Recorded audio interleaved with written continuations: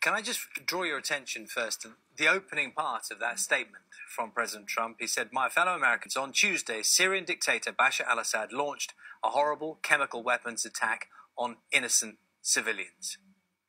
It's a statement of fact. It's a statement, a misstatement of non-fact. We don't know. What's needed is an investigation, because there are two possibilities for what happened. One is the American version, that Assad dropped chemical weapons on this locality. The other version is that an ordinary bomb was dropped and it hit a munitions dump. The jihadis were storing chemical weapons.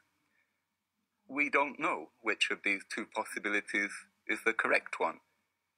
Remember the run-up to Iraq. The experts, the intelligence agencies, the politicians were convinced that Saddam had weapons of mass destruction. They produced reams of evidence, photographs, diagrams. It was all wrong. It was all wrong. It's possible that they're wrong in this instance as well, that they are just looking for a pretext to attack Syria. And let's not deceive ourselves. What has happened makes more use of chemical weapons more likely, not less. Well, the sentiment that you're talking about there chimes most amongst international reaction to what happened, the chemical attack, with what Russia is saying. You chime most with them. We heard from Michael Fallon, the Defense Secretary. He is convinced by the evidence sufficient that he backs this action. Why is it then that you are, if you like, a relatively lone voice? I don't leave my brains at the door when I examine a situation analytically. I try to be objective, and based on previous experience, including Iraq, we can see that we cannot take at face value what the so-called intelligence experts tell us, not when they have an agenda.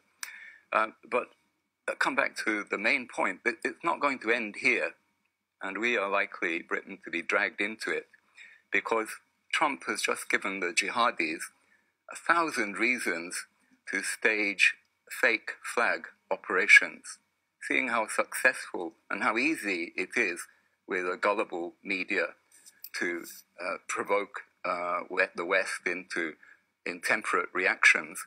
They will very likely stage an operation similar to what they did, and this was documented by the United Nations in August last year.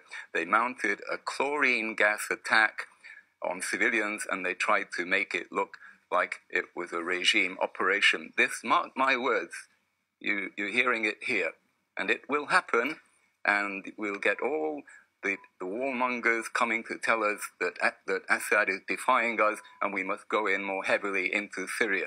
This will be fake flag. If I can just ask you, your expertise, you're it's worth saying, a former British ambassador to Syria. With your knowledge of Bashar al-Assad and his regime, that country, what do you think his reaction to this will be?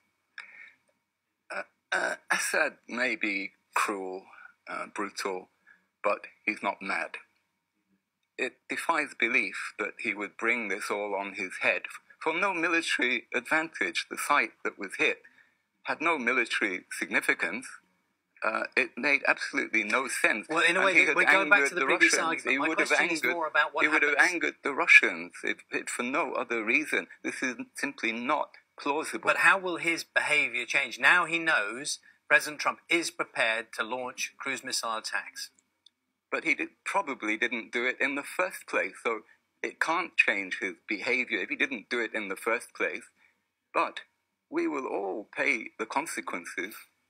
The oil price will spike. Very likely there will be more use, not less use, of CW as a result of this. And, this is also important, the Russians and the Syrians will give less cooperation in the fight against ISIS.